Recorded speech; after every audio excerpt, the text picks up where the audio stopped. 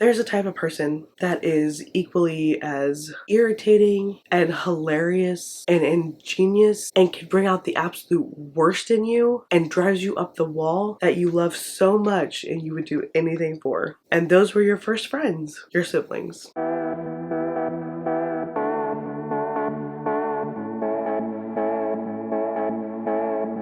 Hello everyone and welcome back to Friendeavor. As you may have recalled from last week, I did say I was pre-recording this video, so if you noticed that the cold that was in last week's video is hanging out until this week's video, well, that's because I had to shoot them while I still had the cold, because as I said, my brother is getting married today. In fact, at the time this video is dropping, he is 3 hours from getting married. So the cold hopefully will not have lingered until this day, but at time of recording, it's still hanging out. All that being said, my brother is getting married and I am so happy for him, and I love Kayla and we're so grateful she's becoming part of the family and all that stuff. And like I talked about last week, we got a lot of family and friends in town, and at the time of this video dropping, one of my best friends in the world is back, so thrilled about that. But I want to focus on your first friends, your siblings. Now, if you're an only child, I'm sorry, you do not know the highs and the lowest of the lows of dealing with your siblings. But it is really I would say, the most unique relationship on earth, because you don't choose these people. You don't get to pick who your siblings are. Sometimes you have to share a room with these people. Sometimes you are in like interesting family situations with these people. You're stuck in the back of a car for hours growing up with them on road trips. You fight like no one else in your life. They can bring out the absolute worst in you and can drive you up the wall, and yet there comes a time in your life they're like the most annoying person in the world, and then you hit like your mid-teen years and you're like, wow, they're all right, they're pretty good. Who these people are hilarious. Where'd they come from? They're not the annoying little sister anymore. They're not the grumpy big brother anymore. They're like hilarious and have the same interests as me and have the same experiences, and we can reference the same stuff because we listened to the same stuff growing up. And so it's really interesting with your siblings how you grow up together and how you go from being just absolute mortal enemies to best friends. And so, like I said, my brother is getting married, or maybe he is married by the time you're watching this video, and I was just thinking about how he was there from the very beginning. He's older than me by 3.5 years, so there's not a moment of my life that he was not present. He was there when I got my first tooth, he was there when I took my first steps, he was there when I was in kindergarten, and on, and I learned so much from him. And I realized that I was preparing for a short speech I'm giving at the rehearsal dinner, and I was thinking about all this stuff that we had together as two older siblings, because while my sister did come along 3.5 years after me, you know, there's that 6-year period of development where Brett and I were, you know, older and could understand each other while she was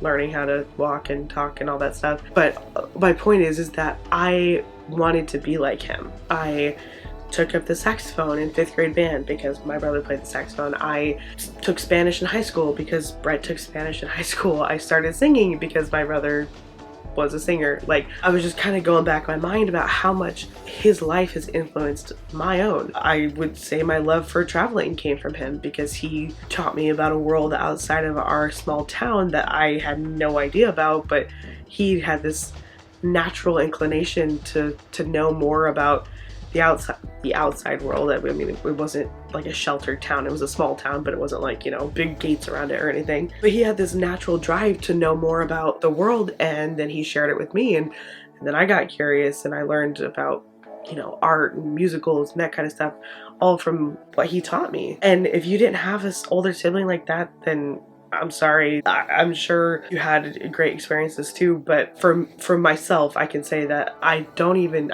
quantify how much of my life Brett has influenced. And that all stems from him being my first friend.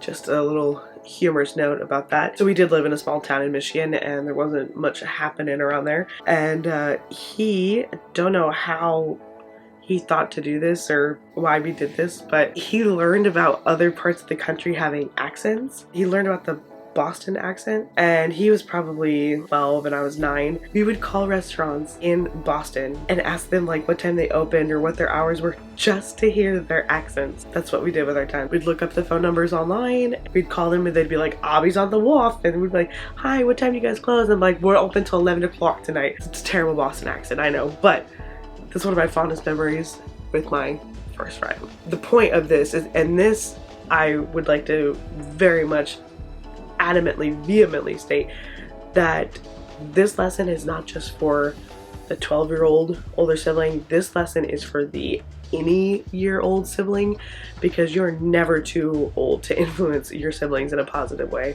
I don't care if you're the youngest, the oldest, the middle, whatever. If you're 45, if you're 25, if you're 15, you can be the person that influences your siblings positively and gives them encouragement and love and support, because you know them sometimes better than they know themselves, or at least equally as much.